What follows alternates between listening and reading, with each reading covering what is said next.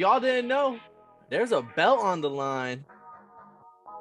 The Golden Boy Promotions Championship. I'm out. Uh-oh. And I'm ready to talk about the future of boxing. Man, fuck all that. Why are we talking Ryan Garcia? We've been on that rock star regimen, knowing that I'm heaven sent, higher than I ever been. I got a problem with.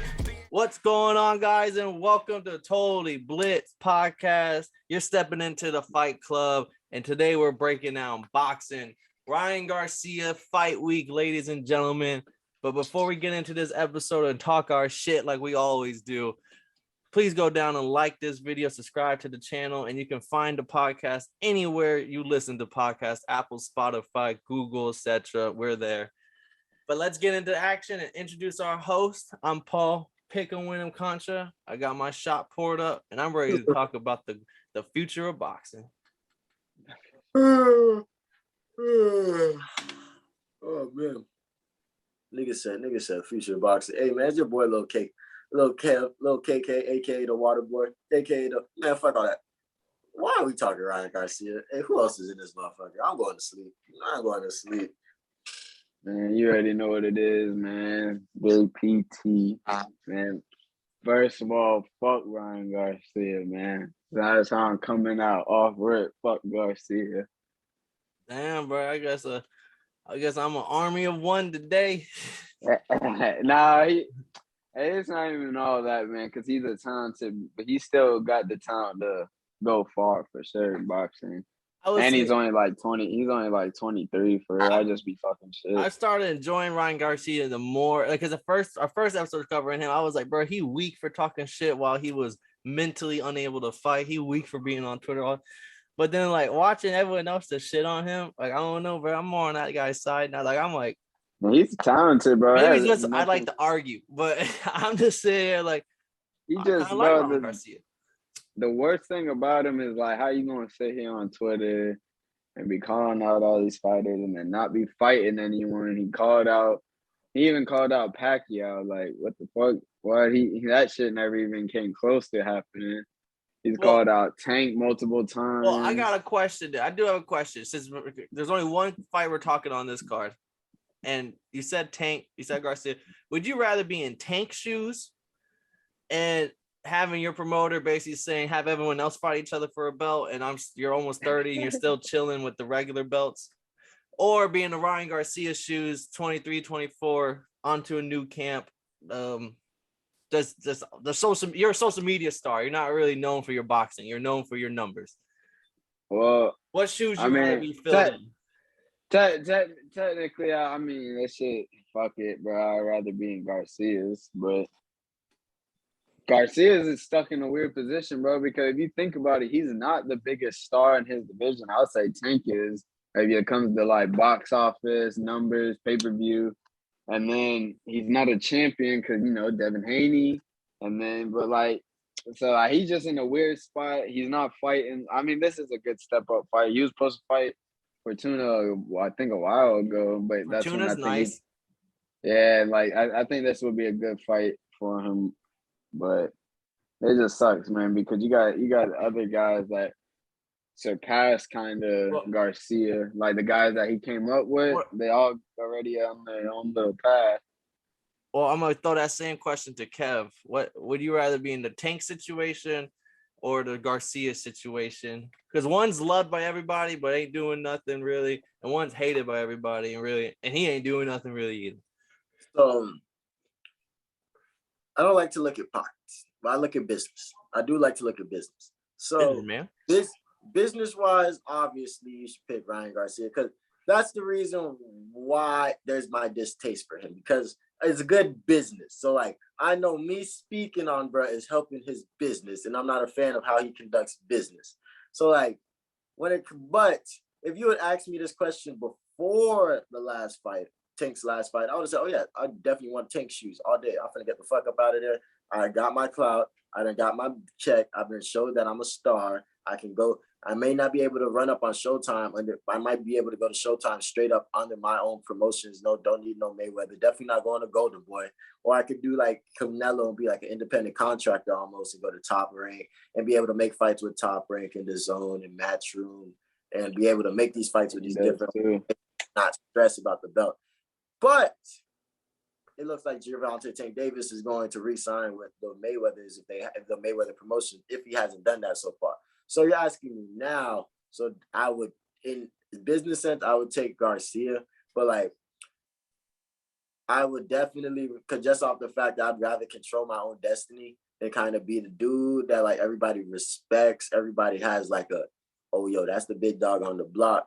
But I know for a fact there are bigger dogs out there, and I'm not doing nothing to go show that like yo, this is my territory. Oh no, I agree with both of y'all.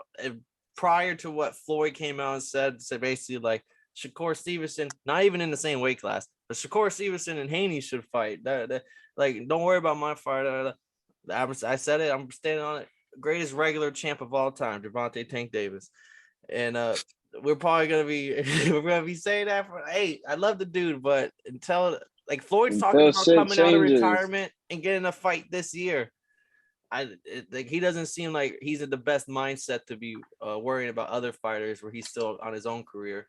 Yeah, I think Floyd's name is what the promotions is, but when I think of that promotion, I think of Leonard Ellerbe, and I just understand that he's just so smart with business. I understand that he's tried to make the Ryan Garcia fight. Ryan don't want to fight Tank. Like that was his exact words. He's like, Ryan don't want to fight Tank. We tried too many times. Well, so. I also know Leonard Ellerbe is the same man that Adrian Broner was sitting there telling, "Shut the fuck up." Like, so like one thing I'll say, good thing about Leonard, like he did help create Tank to be a pay-per-view superstar in a sense. He still helped build him like to be getting these pay-per-view buys. That's true. But he is popular in his own right, and he's probably most popular and like outside of people who actually watch boxing. You actually name like 3 boxers. He's probably the most popular American fighter, right? Or not fighter, but boxer for sure. I mean, most people don't even know Crawford. They're gonna say Canelo, Tank, and probably Deontay Wilder. That's crazy. Because that's what I'd exactly say. Well, prior 6 months ago, that's what I would have said. But let's get into it. If y'all didn't know, there's a belt on the line. The Golden Boy Promotions Championship. One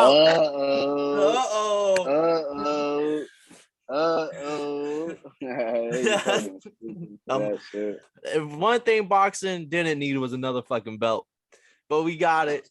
Now we got Ryan Garcia, undefeated, 22-0, second fight since coming back this year after his layoff, versus Javier Fortuna, 37-3-1, older, a nice fight. This is definitely a step-up fight from Emmanuel Tago prior, and another good tune-up fight to make sure like your wheels are near where they need to be.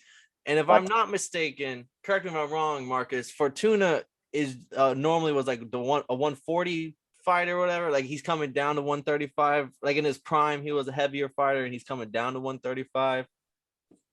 Honestly, you might have to look it up. I'm not 100% sure. I do know that he fought. I know for sure he fought like Jojo Diaz, and that I don't know. I don't know how long he's been at 135. I'll double check, but I'll throw this fight to y'all as I look into this his weight and everything. Hey, my cat is gonna finish the podcast for me because the nigga said the Golden Boy Promotions belt. I'm disgusted. And then that boy chilling. And it's to signify that niggas is scaredy cats of my dog Tank. I'm not gonna say no names. The niggas is scared. Damn, Ryan Garcia. Nah, Javier Fortuna. Somebody's scared of my dog Tank.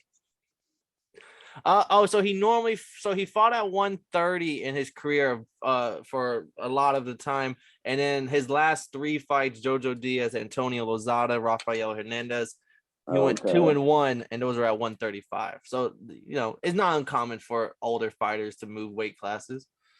Yeah, I mean, he's definitely gonna be a good test for Ryan Garcia, I feel like.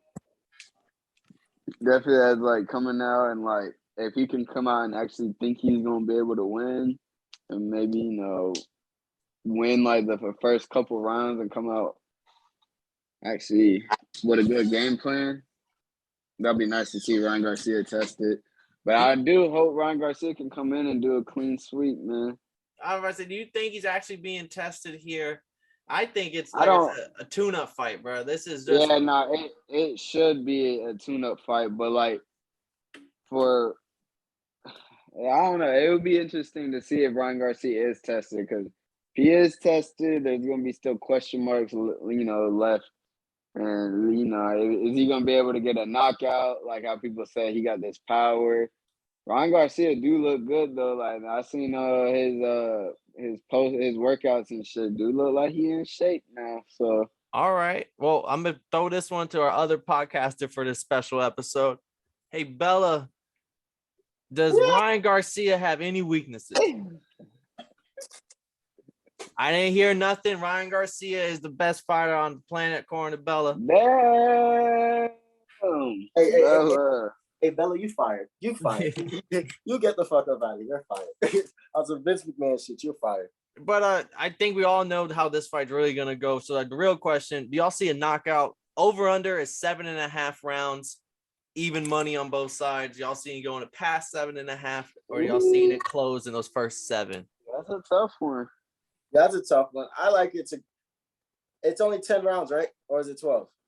It's 12. 12, yeah, 12. Ooh, that's a lot of rounds. So I like it to finish early. Maybe you said the over 7. So 7.5. So you'll get the first minute and a half of that 7th round.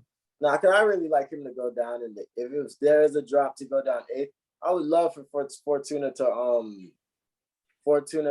surprise the world and to get a win. But like I think I could see Ryan getting a TKO in the 9th or 10th round. Okay. Post 7.5, but still finish. What about you, Marcus? Did he finish that one boy? Emmanuel Taco? Yes, he did. I'll give you the round he finished him in. Nickname. He finished. Oh no, he got the decision, the unanimous decision. That's what I was thinking. I had a feeling. I didn't want to say it, but I didn't want to sound wrong. All right, so it is plus. The underdog bet is Garcia to go to the scorecards, like unanimous decision scorecard. Garcia. I'm probably I want to lean towards decision just because I feel like that's gonna how the fight is gonna play out. I hope not, because I do hope Garcia can come in and showcase his talent and put on a good performance to show that he can hang with these big dogs. But I mean, I don't know, man. I might take the over for real, and I think he's still gonna get the win, obviously, and it probably still be like an easy win. But I don't know if he gets the knockout, man. Okay, I heard you, Kev. You're about to chime in something. It's like because you gotta respect his skill. I think he's probably one of the fastest dudes I've seen. That left hook. Yeah, he's probably one of the fastest dudes I've seen at that age. Like just because speed kills. So like, I like him to overwhelm Fortuna, but I don't know much about Fortuna. I can see Fortuna maybe stealing this one. Like I could really see that shit. I just don't know much about him. Okay, I like that. I'm riding with the under 7.5. I'm honestly gonna call like a 6th round knockout. He gets right in that middle section. Honestly, bro, if he gets a middle, like a 7th round, 6th round knockout, bro, that would be a good performance, man. You can get. But it does scare me because Taco was if Javier Fortuna is a bigger step up than Tago, so like. If he went all the way to the card, but Tago was kind of. Y'all remember that fight? He was running the whole time. That was the big complaint. There was no much action because Javier Fortuna. I think will bring some heat, and then this is a higher weight class for him. And he's older. I don't think his chin will hold up. And I think this is when you throw that name, this is number that Gamboa on your record. Like it's just gonna look good, and when everything's all said and done. But in reality, we all know Fortuna was way out of his prime when he fought this fight. Garcia is a big 135 though. And Is that there he's long too. long Yeah, as is he's there anything big for. down on this card? Is there any like prospects, any motherfucking some just big motherfucker that just like sleeping niggas? Is there anything else going on this card? So with this card, there are a few fights that definitely don't just come just for the main event. It low-key is stacked up. You got what's his name, Ricardo Sandova, co-main event. He's not in the co-main event. I'm about to pull up the co-main event right now because it's also a decent little fight. We have Alexis Rocha, 19-1 versus Luis Alberto Veron. Alexis Rocha is nice, but at 147, it's so deep. It's kind of hard for you to really make a name right now. Up. Yeah, and then Ricardo Sandova. These are on the main card. Ricardo Sandova, 20-1 versus David Jimenez, 11-0. Both really solid fight. Like Jimenez is a great prospect. Sandova only has one loss, been around. And then Lamont Roach Jr., 22-1 versus Angel Rodriguez, 20-1. Like this is not no lie. They do have a pretty solid fight card on for a DAZN production, for a Golden Boy production. It's pretty solid. I was about to say for some Golden Boy, because Golden Boy probably got the thinnest roster in boxing by far. Matchroom, I mean, I don't know. I you just don't really hear too much coming from Golden Boy anymore. I can't. I don't know too much about like if these are KO artists for their weight classes, but I do know like the odds are pretty close on a few of these fights. And for boxing, you don't see that often unless it's a main event fight. How do you guys feel about Oscar De La Hoya as a promoter? Because I was actually watching some shit and I found out that Golden Boy, they tried to go at the MMA one time. And them motherfuckers did not do well. It was terrible. That was one of the worst cards ever. He didn't even know how to say his fighters' names correctly on the stage. Dana White said that, the reason he's doing it is because cocaine's expensive. He has to feed his addiction. So that was a big blow up in the face. I don't mind him as a boxing promoter, but he's somebody who, like they say, with sports athletes, sometimes you are a great athlete, a great player, but you do not know the game to talk about it.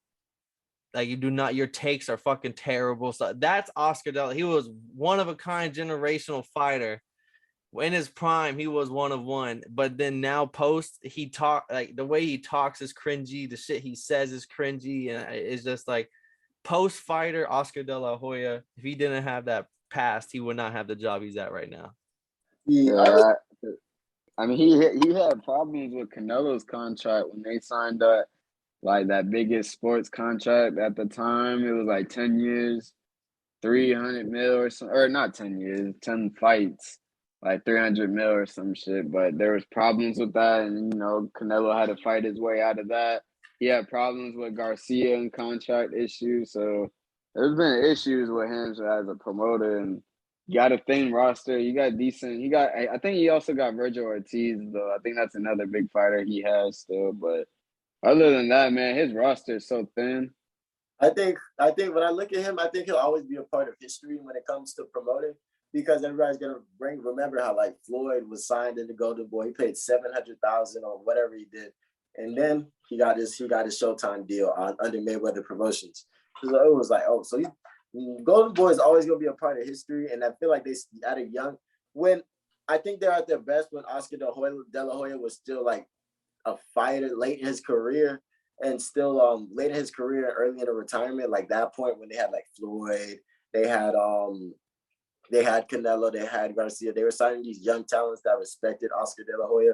But when you look at it now, niggas ain't giving a fuck about none of that shit, bro. They trying to get paid. They trying to make sure they get their bag. And they trying to get these fights, especially now, because ducking is like, you look kind of crazy if you still ducking in boxing, unless you're. And I will say he bridged the gap of like, if you're a previous fighter, only thing you could do is you become like a HBO analyst or a trainer. But after De La Hoya, going into your own promotion company, if you're a big name fighter, doesn't sound crazy, and like you can do it. And now there's framework for it. Like he did. Him and Floyd. He was one. Yeah. Then Floyd did it. Like I wouldn't be shocked if Garcia has a great career. He might go do just because of how much fame he has. Like shit like that. Like you can do that now post career.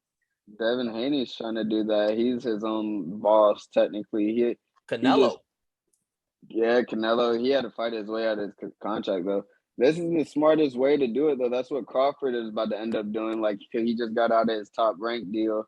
So now he's just gonna be choosing, kind of like free agent. You got more leverage in the deals you're making, and like you also have a chance to make more money. That's why Canelo stayed in this route with doing this. I think there was offers with PBC to sign, a couple fight deals with PBC and shit, but I don't know, man. That shit, it's a smart way for a boxer to. Especially if you get into it young, like Devin Haney's into it young. Yeah, no, that's so move. Even though he's a dickhead and kind of cringy to listen to, shit, Oscar De La Hoya might be the Henry Cejudo of boxing. Like he was great, but he's so you can't listen to this motherfucker now. And shit, onto the card though. Is there anything else y'all got up on Ryan Garcia or this fight? I know Kev is already. He didn't want to talk this motherfucking fight. I was really gonna ask if I could just chill like in the room and smoke, listen to music, and then jump in for the UFC. But I was like, nah, gotta. I could talk. I remember I was talking my shit last Ryan Garcia fight, saying I don't even want to talk this man's fights no more. So he got to show me, because he a talented prospect though. He could be one of the most talented young fighters in the game, but I hate when he do it. When you got other young guys surpassing you, and you're supposed to be further than what you really are. So I want to, and then he's talking shit to Canelo now, and like he's just making himself look weird. So I just want to see him put a good performance. I hope he gets a knockout in the fucking third round. That'll be exciting to see. I feel like the way y'all look at Ryan Garcia, and Kev said it, he likes his business though, and that particular sold me. The way y'all look at Ryan Garcia is how I kind of look at Sugar Sean.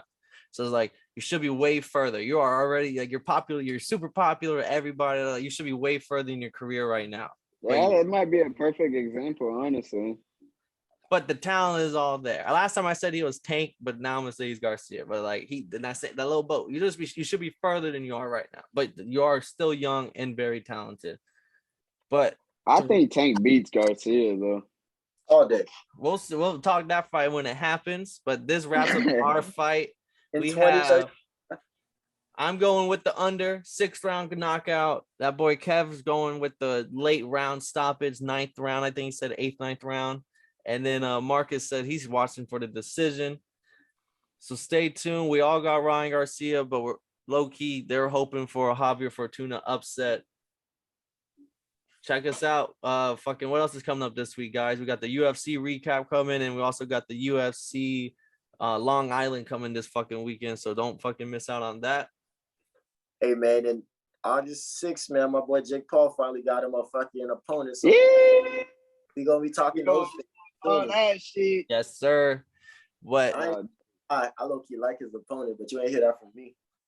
Low-key, but we're gonna be here all fucking year, so stay with us. And if you don't know, now you know, motherfuckers. Got a problem with being problematic. Get the light beam on me, ready for electrostatic. Don't you step into this box if you're not batting. Then my gang got tools, you could call them boy crap, man. This gang got rules, man. You better watch your passes. This ain't nothing.